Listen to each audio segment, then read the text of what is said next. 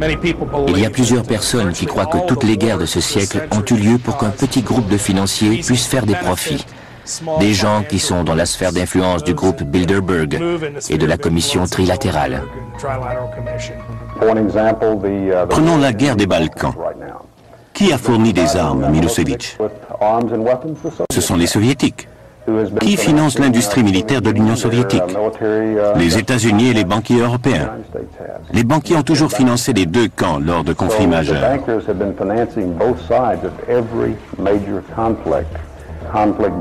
Les conflits entraînent le progrès, les conflits contrôlés entraînent le progrès contrôlé. Chaque guerre importante amène son lot de ventes d'armements et de prêts gouvernementaux. Les gens doivent payer des intérêts à la banque.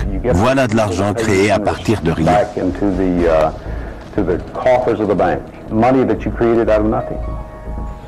L'économiste et prix Nobel Milton Friedman prétend que la Réserve fédérale a provoqué la Grande Dépression en réduisant volontairement la masse monétaire en circulation. Les déposants de tout le pays ont eu peur de perdre leurs épargnes et ils se sont dépêchés de les encaisser. Ça a été la course et les banques sont tombées comme des mouches. Le système de réserve fédérale n'a pas réagi alors qu'il avait le pouvoir, le devoir et la responsabilité de fournir l'argent qui aurait permis aux banques de remplir leurs obligations face aux déposants sans avoir à fermer leurs portes.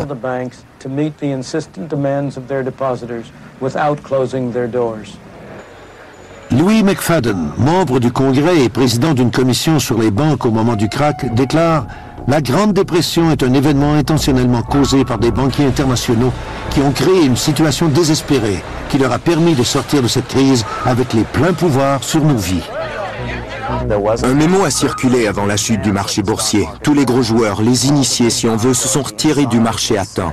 Pendant 4 ans, ils ont tout liquidé. Ils avaient donc de grandes quantités d'argent liquide au moment du krach, ce qui leur a permis d'acheter des compagnies importantes pour quelques dollars. Le gendre de Franklin Roosevelt décrit ainsi la Grande Dépression. C'est le pouvoir financier mondial qui a dépouillé délibérément le public en provoquant un manque soudain d'argent à court terme sur les marchés de New York. Un des initiés, Joseph Kennedy, a vu sa fortune passer de 4 millions en 1929 à plus de 100 millions 4 ans plus tard. Tout comme aujourd'hui, la presse américaine cache certains faits. Ces scènes d'émeutes n'ont jamais été montrées auparavant. Les caméramans ont fait leur travail, mais ces images n'ont jamais été diffusées aux actualités. On contrôle l'information depuis longtemps en Amérique. On ne se prive pas cependant pour diffuser des nouvelles plus frivoles.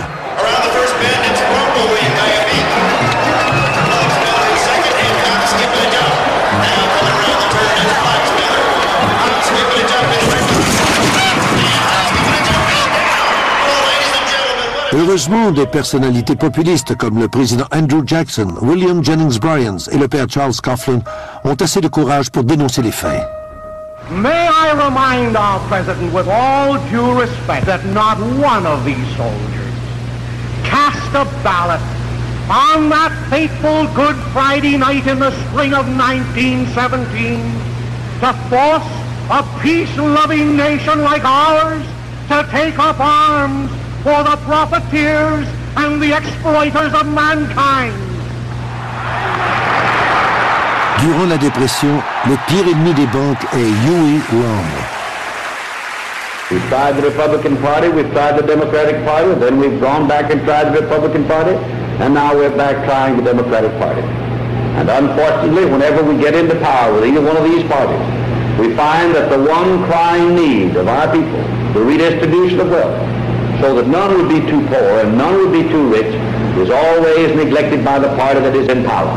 How many men ever went to a barbecue and would let one man take off the table what's intended for 9/10 of the people to eat? The only way you'll ever be able to feed the balance to the people is to make that man come back and bring back some of that grub he ain't got no business with.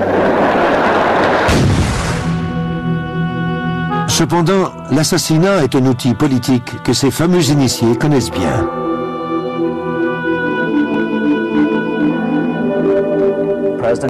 Prenons l'exemple du président Jackson, qui était le principal opposant à une banque centrale privée à cette époque. Un assassin s'est présenté devant lui et lui a mis 2 pistolets sur le ventre. Il a tiré, mais les 2 pistolets se sont enrayés, ce qui a sauvé Jackson. On a appris par la suite que l'assassin avait des liens avec les banquiers internationaux.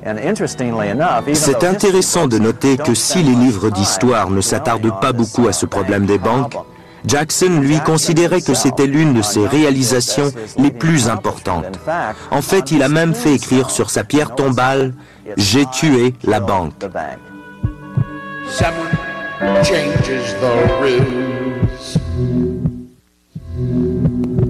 Après la guerre civile américaine, le chancelier allemand Otto von Bismarck fait la déclaration suivante. La division des États-Unis a été orchestrée par les pouvoirs financiers d'Europe. Ils avaient peur que les États-Unis anéantissent leur domination financière sur le monde. Ils voyaient un grand avantage à faire affaire avec 2 démocraties affaiblies par leurs dettes plutôt qu'à une république forte et indépendante. Abraham Lincoln est conscient de cela et fait tout en son pouvoir pour préserver l'Union. Mais pour y arriver, il a besoin d'argent, de beaucoup d'argent. Il fait appel aux banquiers de Wall Street qui lui demandent 36% d'intérêt par année. Lincoln choisit une alternative moins coûteuse et demande au Congrès d'émettre l'argent. Les billets sont appelés greenbacks et ne sont pas garantis par de l'or mais par le crédit du gouvernement des États-Unis. Avec cette solution, le gouvernement ne paie pas un sou d'intérêt aux banquiers privés. L'assassinat de Lincoln est relié aux banquiers qui voulaient avoir le contrôle de la monnaie. C'est la même chose avec John F. Kennedy, car il voulait réintroduire des obligations du gouvernement plutôt que des obligations de la Réserve fédérale. La Constitution des États-Unis mentionne que le Congrès doit émettre la monnaie et en réguler la valeur.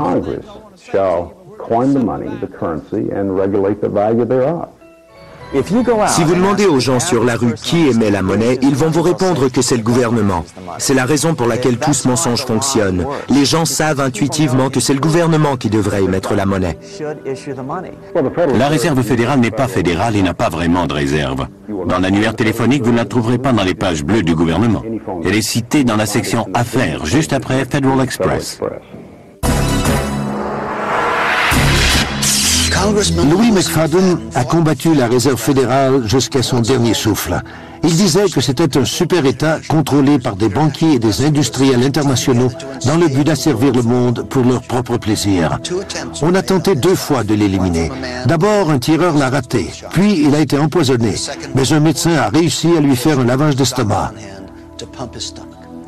Des gens assez puissants pour causer les 2 guerres mondiales et la Grande Dépression doivent avoir une sorte de club pour se rencontrer et pour partager les profits.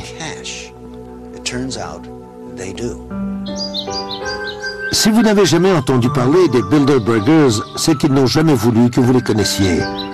À leur rencontre annuelle en huis clos, personne ne peut approcher les bâtiments. Les individus les plus puissants du monde occidental s'y rencontrent.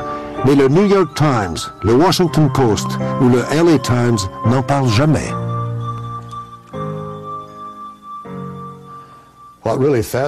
Ce blackout de la presse américaine me fascine. Depuis plus de 20 ans, je vais au Press Club chaque jour. Je regarde les dépêches, les archives et je discute avec mes collègues à qui j'ai souvent posé les mêmes questions. Pourquoi lorsque 120 vedettes de cinéma ou 120 joueurs de football se rencontrent en secret dans un lieu retiré pendant 3 jours, faites-vous des pieds et des mains pour découvrir ce qui se passe?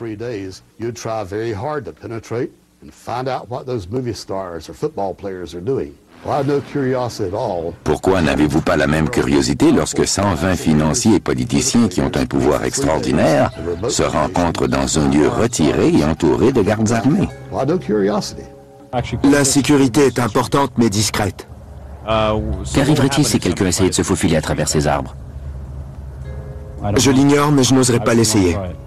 Ce qui transpire de ces rencontres est incroyable. Ils planifient un nouvel ordre mondial pour renforcer leur pouvoir politique et économique au plus haut niveau. Et les médias, que j'appelle leurs chiens de poche, contrairement à ce que l'on pourrait penser, ne vont pas se battre pour la liberté de presse, pour des audiences publiques ou pour l'accès à l'information. Le silence est assourdissant.